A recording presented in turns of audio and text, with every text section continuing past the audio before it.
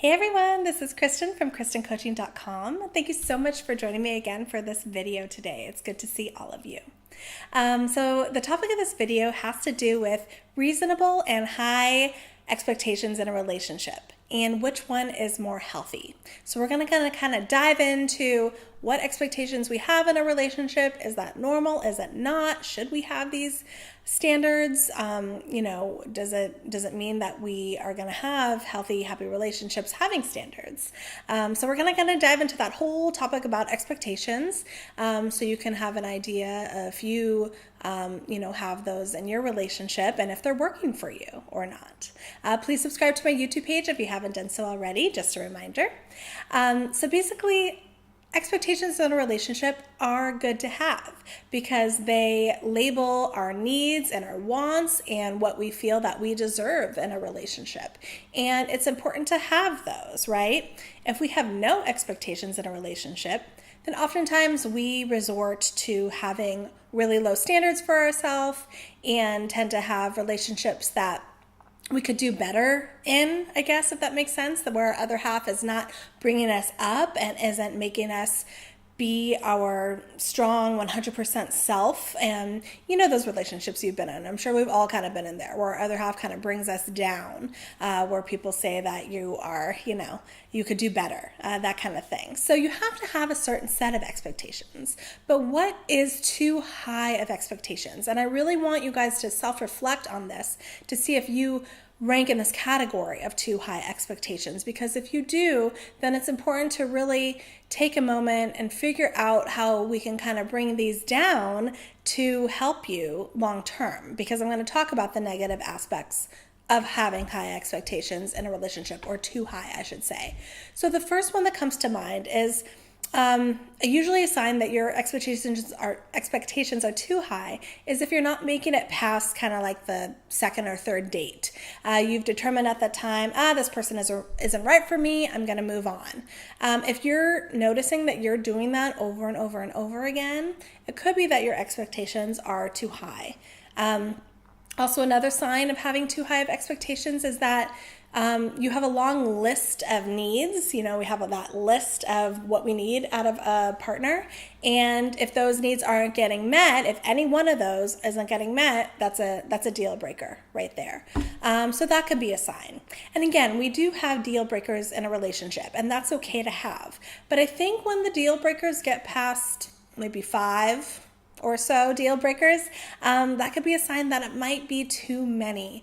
And it's important to kind of figure out, okay, what can I compromise on? What can I negotiate with my other half? Because we can't expect perfection in a relationship.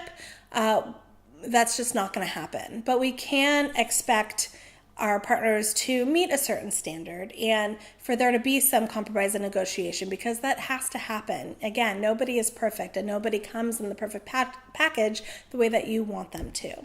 So it's just something to pay attention as we continue on with our list. Another sign that you could have too high of expectations is you found yourself saying, I just haven't found the one yet. The one, right? We all want to find the one. But under what circumstances are we searching for the one? Are we not finding the one because they're not meeting our standards? Are they not meeting our criteria? Just something to ask yourself. Also, another sign that your expectations could be too high is if you've heard from your family or your friends that you're too picky. A huge warning sign that we are too picky is hearing it from other people. And if you've heard that before, then that could be a huge red flag that, your standards are high. Again, at the end of the day, we want to be happy. We want to find a relationship. So I'm not saying that you need to lower your standards so low that you're picking the bottom of the barrel, so to speak. But again, in any type of a relationship, no matter who you're with, there has to be compromise in the relationship and there has to be negotiation. So I would encourage you to take a look at your list of expectations that you have and really ask yourself, if this person does not have this thing, is that going to make me not happy? Is that going to make me not fulfilled? If that answer is no, actually I want that, but I don't need that, then that can be something that can be off of your list. You don't need that high expectation list. I think people, when we expect too much from our other halves, at the end of the day, we're not really feeling fulfilled. We're not feeling that our partner is meeting up to our needs. And I think that can create constant disappointment in a relationship. And not only that, if your partner is telling you, I just feel like I can't please you, I feel like I can never make you happy, that's a sign that your expectations could be too high as well. So it's important to be able to kind of bring them down a notch and really figure out, what do I need to make me happy? Am I settling, or is there some wiggle room here? Is this going against my morals and my beliefs and my values? You never want to compromise those inner core morals that we have grown up with and that feel really important to us. And I think you know what those are. But if we can compromise on certain things that aren't per se a moral dilemma or an ethical dilemma, then that's different. So again, it takes some self-reflection and really figuring out, again, what your expectations are in a relationship. You want to be happy. You want to be with somebody that makes you happy, and we have to kind of negotiate with that, okay? Nobody's going to be perfect. Although I consider my other half to be as nearly perfect as possible, I feel that way now because we have been able to negotiate on both ends and kind of change certain things about each other in terms of ways we react or, things we do or whatever, that have made us mold into how I feel is the almost perfect couple. But it didn't start like that. There were rifts and there were things in the beginning that weren't how we wanted them to be. So that's where the negotiation piece comes in. So I encourage you to do that. I encourage you to just take a look at yourself and say, hey, am I happy?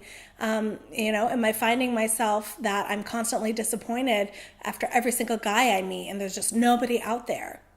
When you get to that point, I think it's really helpful to take a look at kind of what you have going on in terms of your expectations for your other half, just to see if there's any wiggle room on your end. So I hope that made sense, and I hope that was helpful. Again, it's all about self-reflection and feeling like you are doing things in your life that make you happy and are good for you at the end of the day. And again, I think compromise is really, really crucial, and negotiation is really important. So feel free to ask me any questions or comment below. I'll be happy to get back to you, and I'll see you guys next time for my next video on my healthy relationship tips. Thanks for joining me. Bye.